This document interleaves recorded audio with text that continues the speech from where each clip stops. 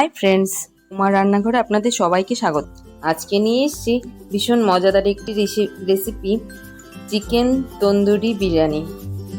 নতুনত্ব একটি রেসিপি, খুব দারুণ খেতে। বিভিন্ন অকেশন পারপাস এই রান্নাটি খুবই মজাদার লাগে। এর জন্য প্রথমে চিকেনটি ম্যারিনেশন করে নিচ্ছি। তার জন্য 100 গ্রাম টক দই নিয়ে নিলাম, আর স্বাদ মতো নুন নিয়ে নিচ্ছি, আর 1 চামচ লাল লঙ্কার গুঁড়ো নিলাম, আর 1 চামচ তন্দুরি মশলা নিলাম, আর 1/2 চামচ হলুদ গুঁড়ো নিয়ে নিচ্ছি, আর 1 চামচ আদা রসুন বাটা নিলাম, 1 চামচ সর্ষের তেল নিলাম। এখানে সর্ষের তেলটাই নিতে হবে, তাহলে গন্ধটা বেশ ভালো আসে। আর 1/2 চামচ লেবুর রস বা ভিনিগারের জল নিয়ে নিলাম। এবার একটি চামচের সাহায্যে এটিকে ভালোভাবে মিশিয়ে নিচ্ছি, যাতে দইটি ভালোভাবে ফেটানো হয়ে যায়। কিছু চিকেনের পিস আমি একটি ছুরির সাহায্যে চিড়ে নিয়েছি, সেটিকে ভালোভাবে মশলার সাথে কোট করে নিতে হবে। হাত দিয়ে আমি ভালোভাবে মশলাটি মাখিয়ে নিচ্ছি, যাতে মশলার ফাঁকায় ফাঁকায় ভালোভাবে মিশে যায়। তারপর এটিকে 3 ঘন্টার জন্য ঢেকে রেখে দিতে হবে। অবশ্যই মিনিমাম 3 ঘন্টা মাখিয়ে না রাখলে এটি ভালোভাবে তন্দুরিটি করা যাবে না। তারপর একটি প্যানের মধ্যে 3 চামচ তেল দিয়ে দিলাম।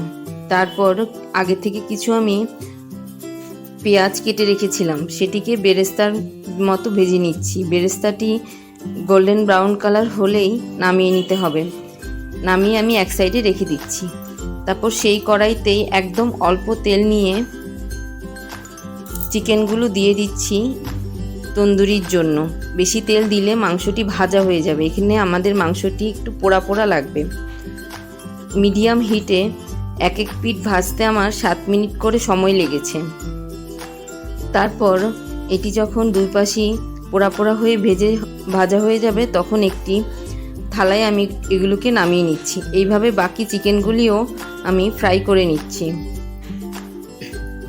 সব চিকেনগুলো যখন ভাজা হয়ে যাবে, তখন আমি একটি স্ট্যান্ড নিয়ে নিলাম।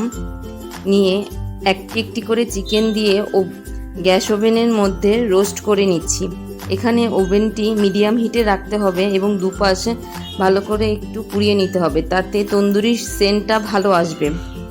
তারপর দুপাশ যখন সুন্দর এরকম পোড়ানো হয়ে যাবে, তারপর আমি নামিয়ে নিলাম। চিকেনটি ভেজেছিলাম সেই তেলের মধ্যেই আবার পেঁয়াজ দিয়ে দিলাম। পেঁয়াজটি যখন ভাজা হয়ে যাবে, ততক্ষণ মিডিয়াম হিট করে গ্যাসটি রাখতে হবে। মিডিয়াম হিটে যখন পেঁয়াজটি ভাজা হয়ে যাবে, তখন চিকেনটি যে মাখিয়ে ম্যারিনেশন করেছিলাম সেই মশলাটি দিয়ে দিলাম। তার মধ্যে স্বাদ মতো নুন দিয়ে দিচ্ছি। মশলাতে আগে থেকে নুন ছিল, তাই সেইভাবে অল্প দিতে হবে। 1/2 চামচ হলুদ গুঁড়ো দিয়ে দিলাম, আর 1 চামচ বিরিয়ানির মশলা দিয়ে দিলাম, আর 1 চামচ তন্দুরি মশলা দিলাম।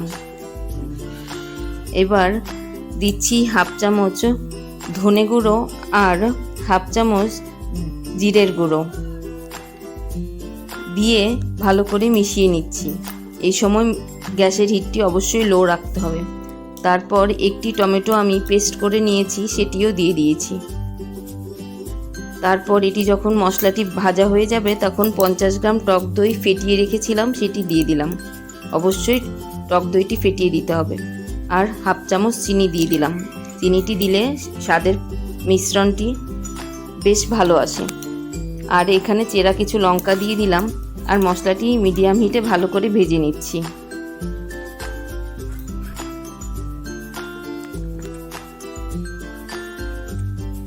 মশলাটি দিয়ে যখন তেল বেরিয়ে আসবে, তখন আমরা আগে থেকে চিকেন তন্দুরিটি করে রাখা চিকেনগুলো দিয়ে দিচ্ছি।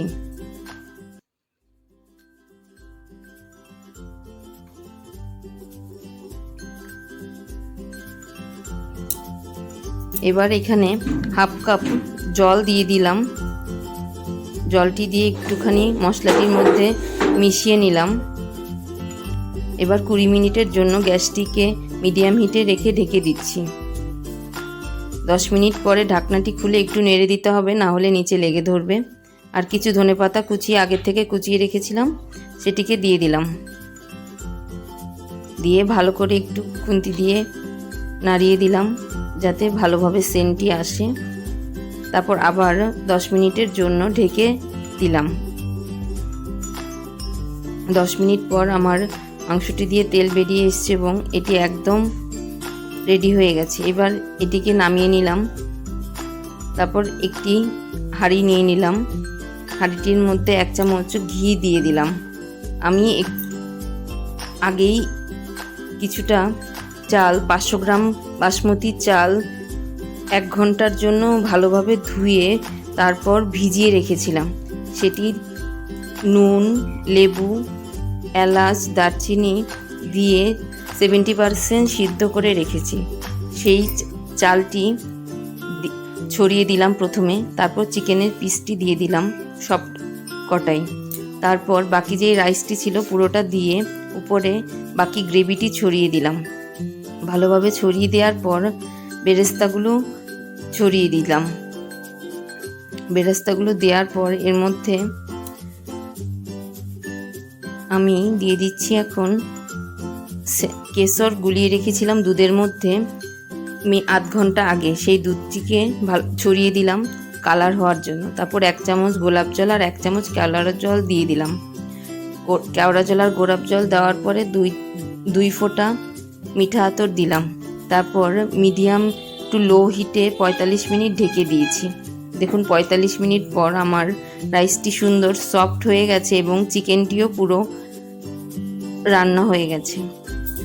এবার আলতো হাতে একটি হাতার সাহায্যে মিশিয়ে দিচ্ছি। এই কাজটি আলতো হাতেই করতে হবে, না হলে রাইসটি ভেঙে যাবে। দেখুন আমার রাইসটি কি সুন্দর ঝুরঝুরে হয়েছে। এবার আমি একটি সার্ভিং বোলের মধ্যে নামিয়ে দেখিয়ে দিচ্ছি আমার চিকেনটি কত সফট এবং রাইসটি কত সুন্দর ঝুরঝুরে হয়েছে। রান্না করে দেখতে পারেন কত সুন্দর এবং কত সহজেই তৈরি করা যায়। খুবই দারুণ খেতে হয়েছে। এই দারুণ এই রান্নাটি বাড়িতে অবশ্যই করে জানাবেন কমেন্ট বক্সে কেমন হলো আমার রেসিপিটি। আমার রেসিপিটি যদি ভালো লাগে অবশ্যই কমেন্টে জানাবেন। পুরো ভিডিওটি দেখার জন্য অসংখ্য ধন্যবাদ। Bye bye friends.